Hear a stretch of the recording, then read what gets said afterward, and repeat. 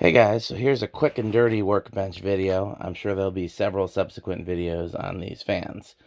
What we have here is a Casablanca CB-1, the first standalone Casablanca model from 1975, also sold as the Victorian, and an AG, the Imperial, also sold as the AG-103, and then a series of letters depicting the type of light kit and type of blades. These are both gear drive Fernleaf copies that really seem to have very little to do with each other, despite the fact that they're very similar and from around the same time. It's really quite interesting. So we know about these. I've done videos of them before. There's a Dayton gear drive motor in there, and then a small belt. The belt connects to the hub, and other than that, it's basically like a, any other Casablanca, just a different flywheel, different motor. This one has a similar, God, that's heavy. I don't know if that's actually a Dayton motor. Let's see if it says. No, it is not a Dayton motor. EMC Co., Schaumburg, Illinois, but a very similar motor. Looks a little beefier. This is a really, really heavy housing. It appears to all be solid brass. And then the belt is at the top of the motor, goes at the top of the shaft, and then, like a lot of other belt and gear drive fans, I guess there's no gear drive in this one, is there?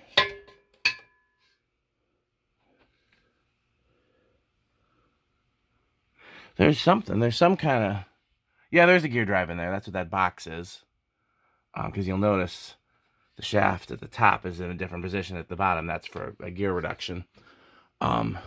God, this is incredibly heavy. This is this is a really heavy motor. So it's a design that I've seen in a lot of gear drive fans, but not Casablancas, where the thing that holds the rotary shaft actually goes all the way through and connects to the down rod, and the housing is really just kind of there, as opposed to the Casablanca version where the down rod bolts to the housing and everything else bolts to the housing, and the housing is kind of the foundation for everything. I wanted one of these after I learned a few things, the most important being that this is the first fan with this sideband. This was introduced, I believe, 76 or 77. I'm not sure. It could have been earlier. Earliest records I found were 77 for this.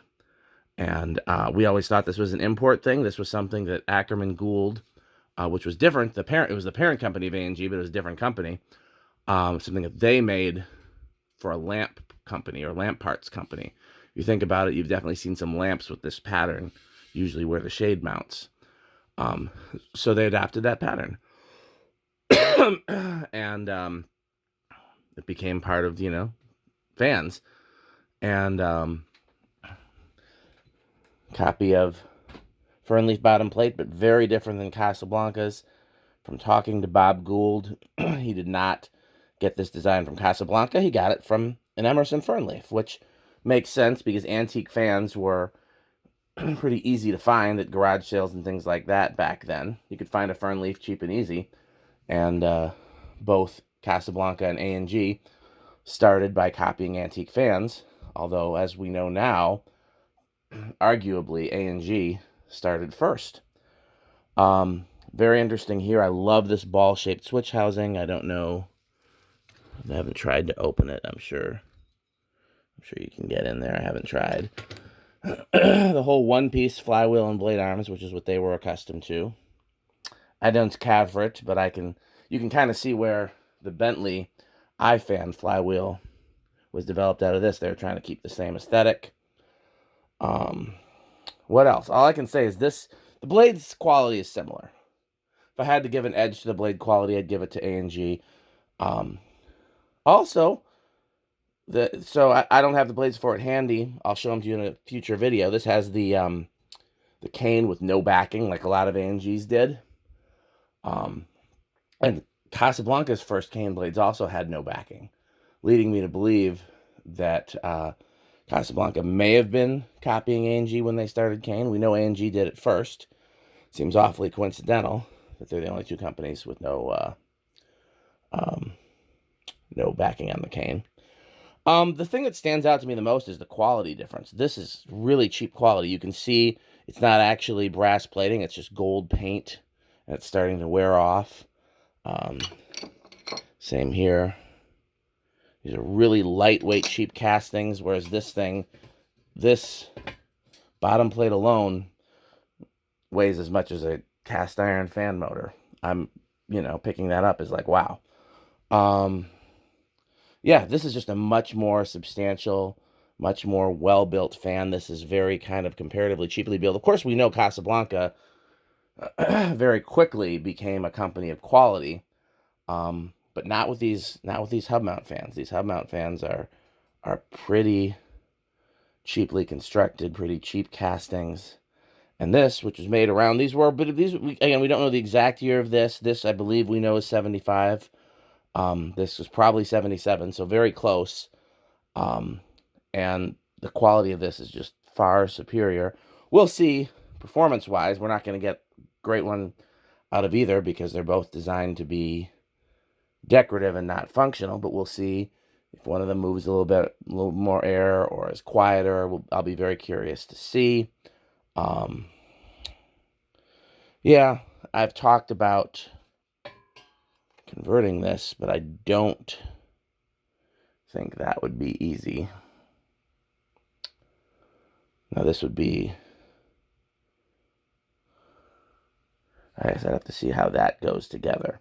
Because I don't want to convert something like this. Well, there would be no point in converting it anyhow. It's got see-through blades. No matter what I do, it's not going to move air unless I get new blades made for it. So, yeah, we're not going to worry about that for now. Thought about putting it in my dining room.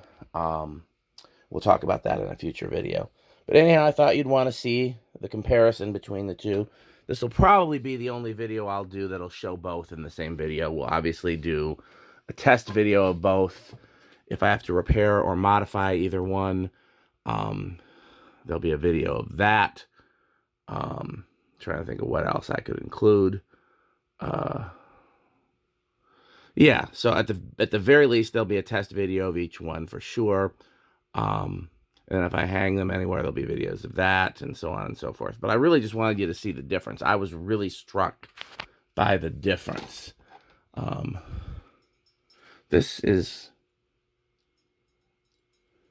that press fit? No, there's an Allen key. So I probably could. If the real question is going to be if a K55 fits in there. Because this would be one, this is the opposite of the Newtones. This would be hard to make it a spinner. And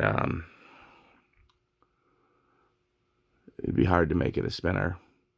It'd be easier to make it a K55. The question is going to be, first of all, is the K55 clear? Second of all, I mean, it's a pretty big housing, but the castings are so thick. And then this has to go down pretty deep. That's what she said. And then, I should be able to figure out how to mount this to a K55 shaft, and we just need the stationary shaft through the middle. Technically, I think a K63 would work better. Looking at it. Well, that's a project for another day for sure. That's not a soon project. I want to put it up with the original motor first and get a chance to see it. I don't think I've looked at the top of it now that I took those screws out. Well, it's the same as any other early AG. Oh, and you could access the belt from the top, so that's...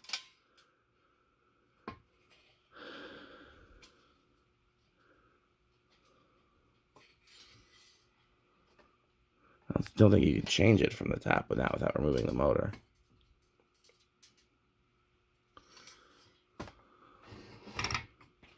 Yeah, this thing is really well built. And like I said, it appears to be mostly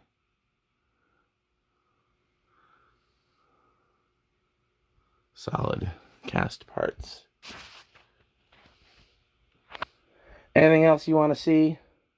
This will probably go up pretty quickly because I'm so behind on Workbench content. And honestly, that's just because the garage was a nightmare zone during Christmas decorating.